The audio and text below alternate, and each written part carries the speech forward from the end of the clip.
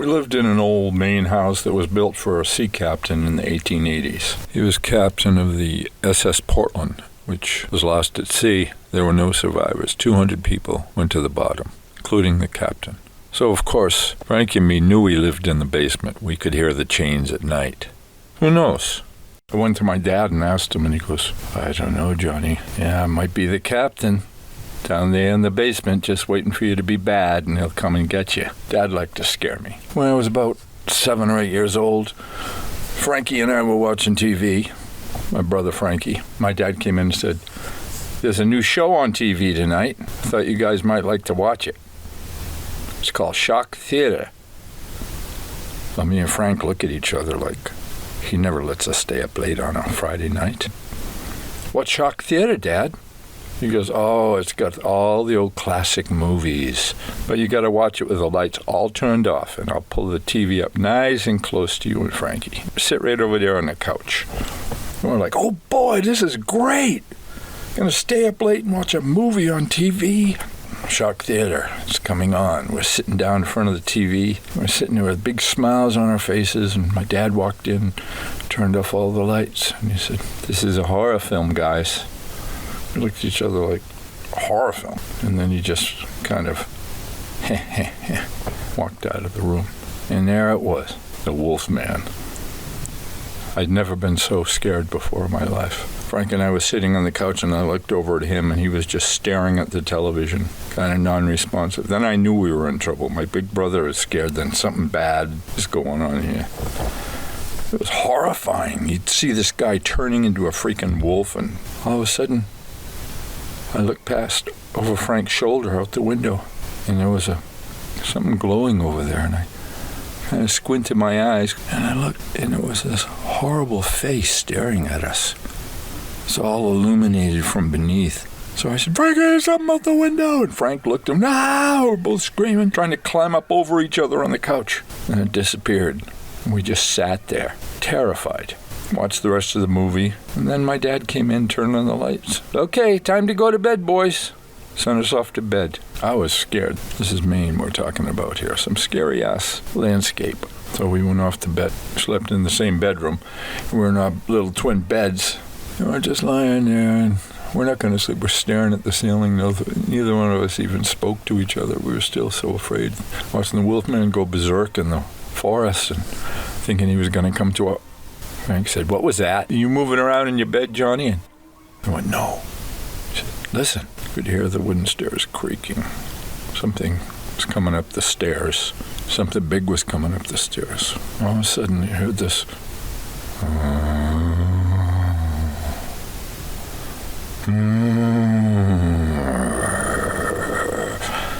I'm like, oh my God, I knew it. The fucking Wolfman found our house. And all of a sudden it disappeared. It almost sounded like the Wolfman was laughing. Went to bed and stayed up all night. The sun was coming up, and I finally fell asleep. Frank finally went down the stairs. He got up his nerve, and he went downstairs to tell my father what happened. But he came back up and said he was snoring. But it terrorized my dreams. It terrorized my dreams so much that I wanted to scare somebody like that. That was cool. So I started planning, what can I do? How can I really scare somebody? This has got to be good. It's got to be real good. And first of all, who am I going to scare? Can't scare Frank. He beat the crap out of me. Can't scare my sisters. You know, well, I could scare my sisters. My sister Linda was having a friend over, one of our cousins. And they used to laugh at me because I had big ears and I was a skinny, tall kid with a huge head. But it wasn't funny. They were coming to stay, and my mom and dad were driving down to Florida, from Maine to Florida, to stay for a few days with my Uncle Chet, my Aunt Ruth. So I'm thinking this is going to be the perfect setup. I had it all planned. Before she even arrived, I'd go up into the attic whenever I had any free time and nobody noticed. I'd just sneak up there, and it was an old attic, and you could almost feel something breathing on your neck, and you'd turn around because there'd be nothing there. So I'd gotten some of my father's old clothes I found in an old steamer trunk. Got her some pants and a shirt and some old shoes. And I got all this newspaper I've been collecting, bringing up from the shed. I stuffed the pants and shirt with all that newspaper. We had an old Halloween mask. I think it was Frank's. It was pretty horrifying looking. I put that over the top, and I had a big roll of tape, and I just taped it all together. Taped the head on, put the shoes on at the bottom with the tape. And I was laughing my ass off, and I just put an old blanket over it. I just went downstairs and waited. We all said goodbye to Mom and Dad, and off they went to Florida. So I look over at Linda and Nancy, and they look at me, and Linda whispers something to Nancy, and they both laugh at me. Oh, really? You like to laugh, huh? We'll see who likes to laugh. So we went in the house, and my brother Frankie was there, and my little sister Bobby, and Linda, and my cousin Nancy. And it was on a Wednesday, I remember, because New Beverly Hillbillies episode was on. So they're all sitting there on the couch, and Frank got to sit in Dad's chair. Oh boy, did I have something special. I walked out of right in the middle of the episode. I just got up, went upstairs like I'm going to the bathroom. Instead of going to the bathroom, I moved to the left, to the little door that led to the attic. I climbed the attic stairs. They creaked a lot, so I climbed very stealthily. And I got up, and I got the corpse. I threw the corpse over my shoulder, and I turned and walked back down the stairs and moved to the right down the hallway and to the right again. And I was in my sister Linda's bedroom. There was an overhang fixture in the middle of the room, and I said, that's perfect. And I pulled out Dad's tie that I had in my pocket. I tied it around the corpse's neck, and I tied the other end around the fixture, and it was hanging. I kind of adjusted everything so it would look more realistic, and straightened out the shoes, and then I said, I'll just do a test run. I walked out of the room down the hall and turned around, walked back in like it was Linda. Yeah, I could tell it was a dummy. So I turned the light off and tried it again. Couldn't see shit. Then I had a great idea. I took the shade of her table lamp and took her pillow and wrapped it around the bulb and turned it on. I was like a director with the lighting, and I'm moving the pillow around, adjusting. Perfect. It does. It looks like a freaking corpse hanging. So I was happy with what I'd done. I walked back down the hallway and then just opened the bathroom door and ran the water in the sink for a second. Went downstairs, and Beverly Hillbillies was still going on. I sat down on the couch, and everybody's laughing, and I try not to stare at Linda and my cousin, and I'm laughing harder than anybody else. And we're having a great time. All of a sudden, boom, boom, boom. We all jumped. It was the front door, and it was a loud thudding sound. Boom, boom, boom. And turn down the TV. Your house is on fire. Get the hell out. And we jumped, and we're all camping, and all of a sudden we smell the smoke and see it kind of coming down the stairs, just creeping down the stairway. So we jumped up, and we opened the front door, and we ran out into the yard. We ran over to the driveway. It had a big, long dirt driveway that ran the whole length of our yard.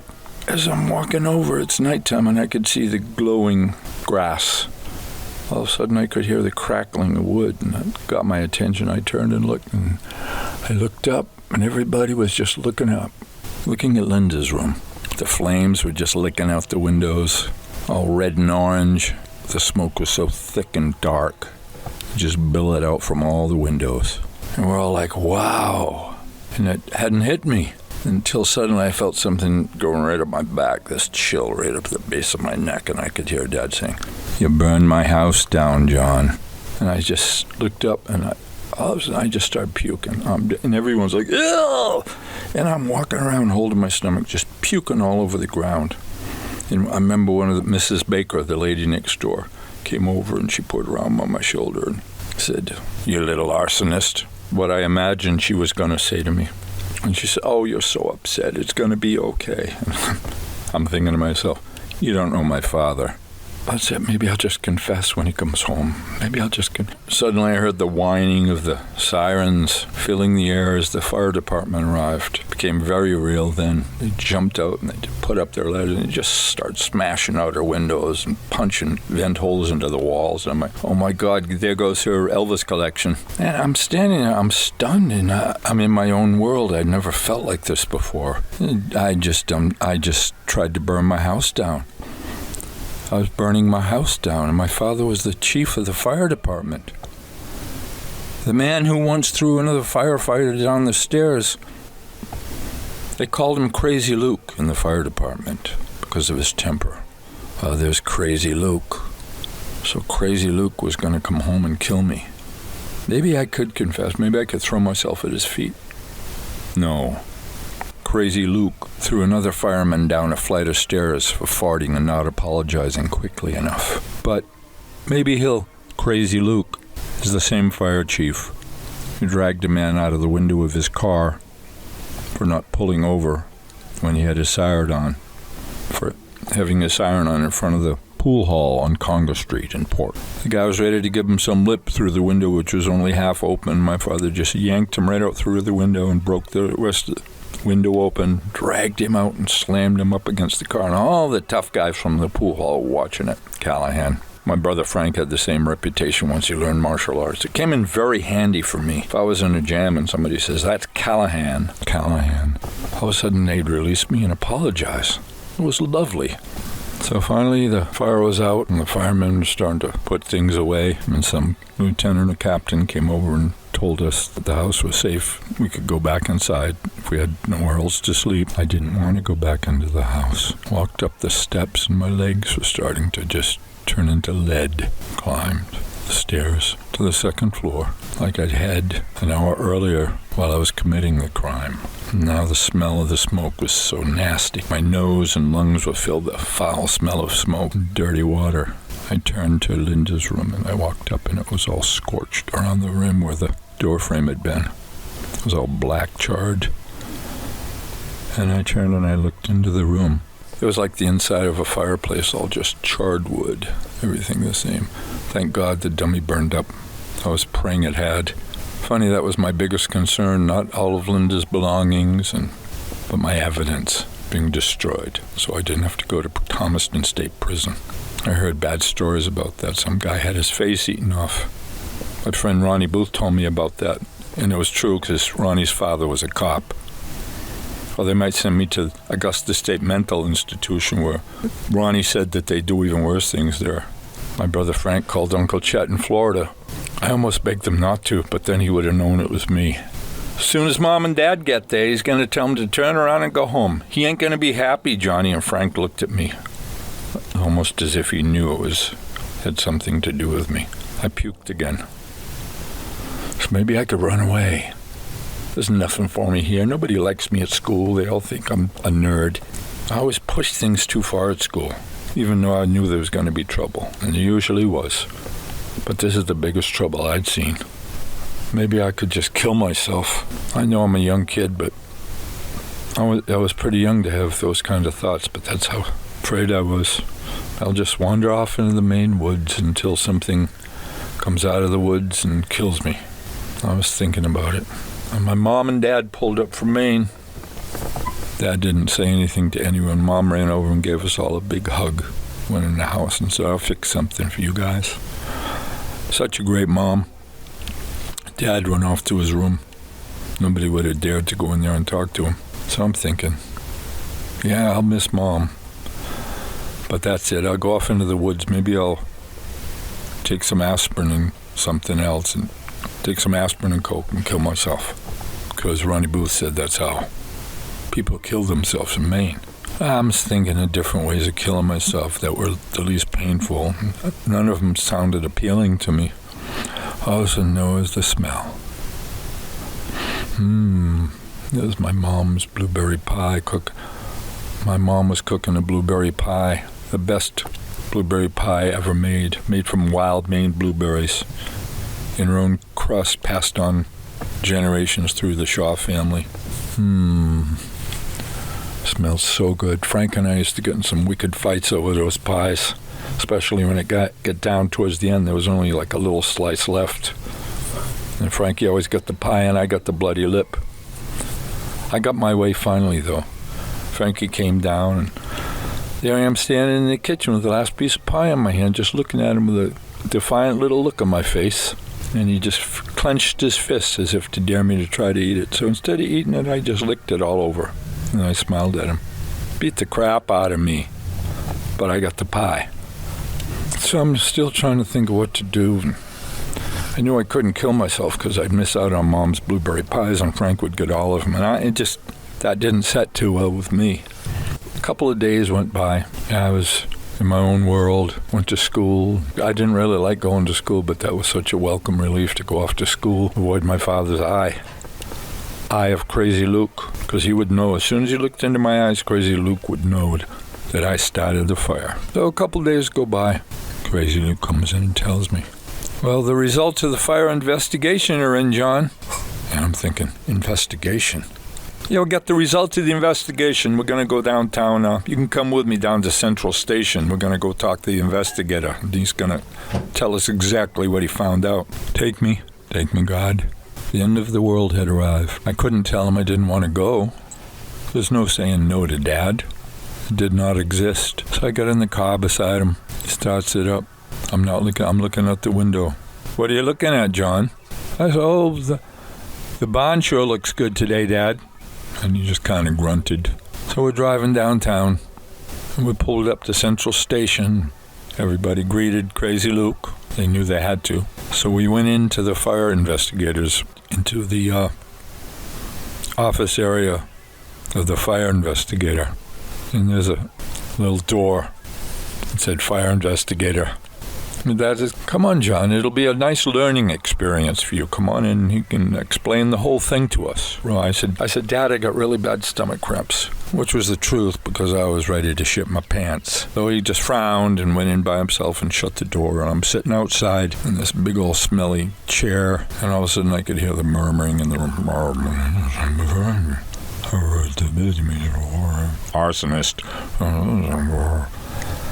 I started getting shaky, so I'm looking around for something to do. Maybe run out the door, but I knew that wouldn't work. There's a Reader's Digest, an old magazine from the 1960s, sitting there on the table. So I picked it up, and I'm just kind of thumbing it around, and I opened to a page. And ironically, it was called Laughter, the Best Medicine. There'd be no more laughing, no more reading, just nothingness. Chief Robert Callahan finding out that I set his house on fire.